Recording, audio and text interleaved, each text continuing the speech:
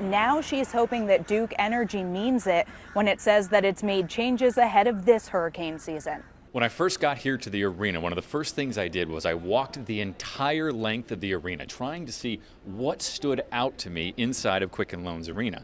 And the first thing that stood out to me is you see a lot of GOP signs here, perhaps more so than Trump-Pence sign. Right now I have Amber with Bell City Amusements, and she's going to tell us all about them. Amber, what are we doing right now? We are on the Flying Elephants in the Sunnyvale Kitty Corral at the Florida Strawberry Festival, where there's over 45 rides dedicated to small children. And this part opens early. It does, yes. Police miss their intended target 70% of the time when dealing with a high-stress dynamic event. Now apply that to an untrained shooter not expecting their victim to confront them. 17-year-old Lindsay Porter of Clearwater is one of the fittest girls in the world, and she's training for the top title. We've been running a lot, swimming, and then just coming in and hitting a hard workout. Working hard to compete and win the 2017 CrossFit Games for the teenage girls division. It would mean everything. I've trained really hard this year and just gonna go out and try my best. Lindsay's father, Les, is her coach. She started working out with Dad when she was 10. He also owns CrossFit Clearwater. We try to train the body as a system. So we take elements of gymnastics, elements of weightlifting. We run, we row, we do conditioning. Lindsay's been training 2.5 hours every day. It's very stressful. I have a lot of nerves, but I'm excited to go out and compete. It's kind of like the Super Bowl for CrossFit, and they compete to see who's the fittest teen in the world. And Lindsay's stats are super impressive. My snatch is 180. My clean and jerk is 195. My deadlift is 250. Numbers putting Lindsay in elite status, rewarding for this father-daughter duo. And Dad admits he pushes Lindsay harder. Playing the role of father and coach is challenging, but also very rewarding. He wants me to do my best, and he just pushes me a lot more than a regular coach. Pushing for a win. The international competition starts August 3rd in Madison, Wisconsin. In Clearwater, Melissa Eichman, Bay News 9. It was just a heartbreaking moment as they said goodbye to their brother for the final time. Dispatch to 2247. Dispatch 2247. A final radio call to Deputy William Gentry goes unanswered. Final call for 2247. Hey! Ready! Hey! What?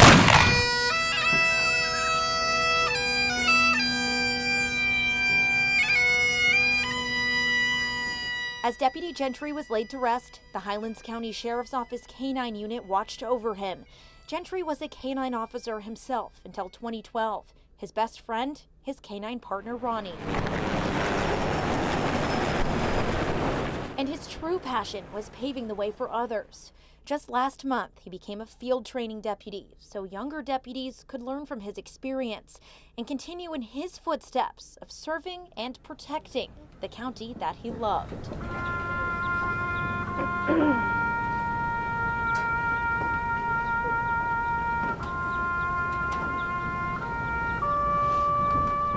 Law enforcement is in his blood.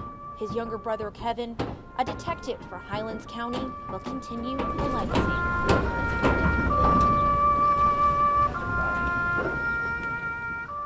Rest in peace until we meet again. Deputy Gentry 2247 is 10-7 for the final time. Dispatch clear. This morning, the Kish family had to step carefully. There were sliders there, behind you, and to your side there were sliders. After the tornado tore through their home, shattering their sliding glass doors and tearing apart their kitchen and family room. Stuff all over the place. Alex Kish and his family got a phone call while they were in Miami. Came back this morning and this is what we say. Oh, here's a fish! They called a restoration company, like many others on their street. All the windows just started breaking and popping and exploding.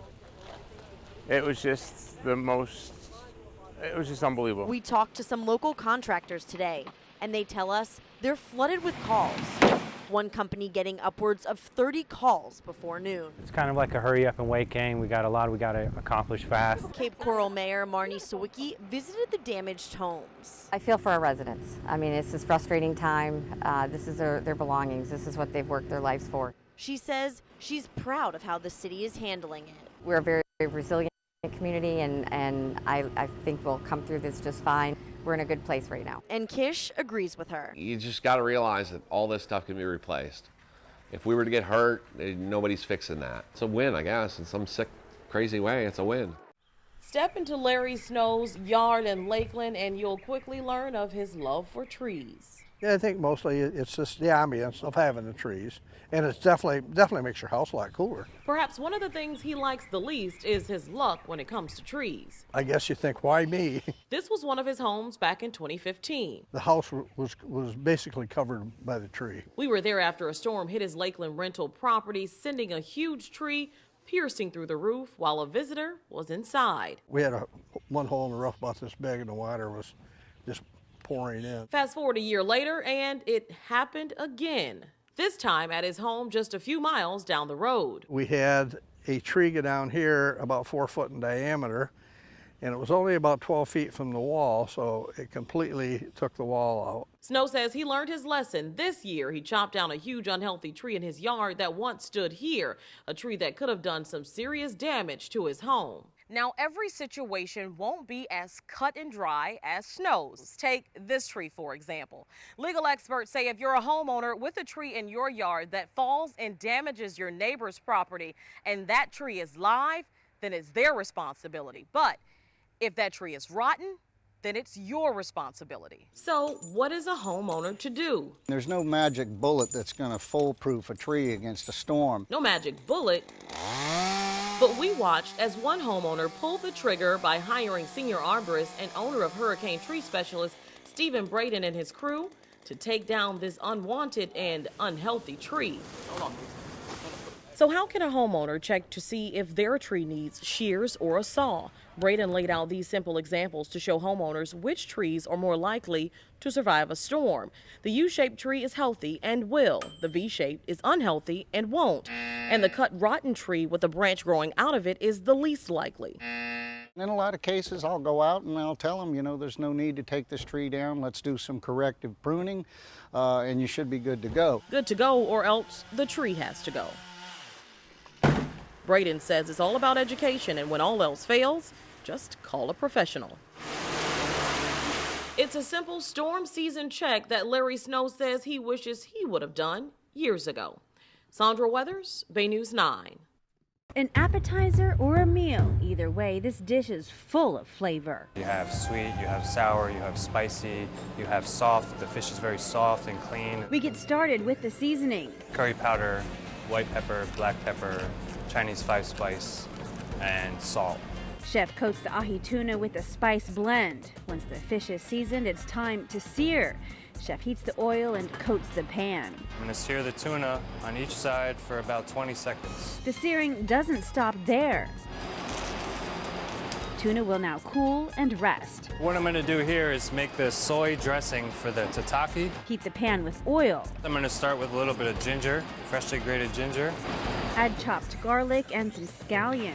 I'm going to deglaze it with soy sauce. Add the juice of 2 limes, honey, and stir. I'm going to let it reduce for about 5 minutes until it's down about 30% and it's nice and thick. Time to plate the tuna tataki. Slice the fish nice and thin. Start building using a zigzag pattern. The first layer is julienne daikon radish and carrots mixed in pickling juice. Now I'm going to garnish it with oranges. Breakfast radishes add crunch and color. Chili threads add a little bit of heat. The soy dressing is drizzled on top. This adds a sweet and salty component to the dish. Grated orange zest adds a punch. Toasted sesame seeds and black sesame seeds go on next, then cilantro oil. The dish is topped off with micro mizuna. Mizuna is a green that has a nice peppery flavor to it. A dish full of flavor and full of color. I'm Melissa Eichman. I'll see you next time in the Chef's Kitchen. Northeast High.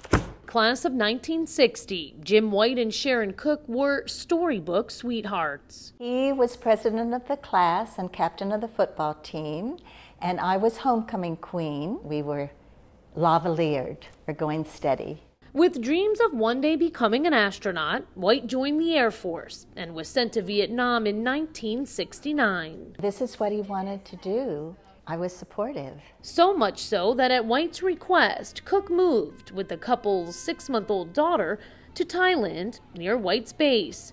Just a few weeks after arriving, Cook got the news. Her husband was shot down while on a mission. I asked if there was a shoot scene, and at the time they said, we can't tell you. And I asked where he was shot down, and they said, we can't tell you. Just that he was missing.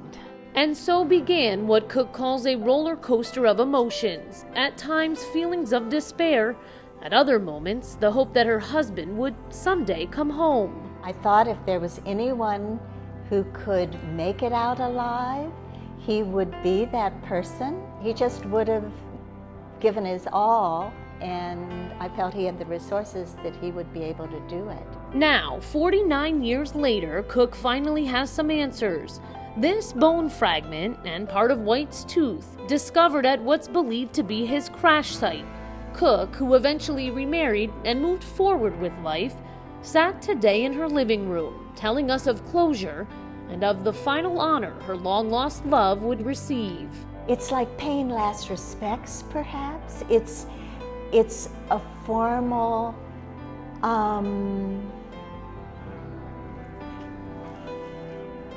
it's formal saying goodbye. But you get to do it then. In St. Petersburg, Kate McVeigh, Spectrum, Bay News 9.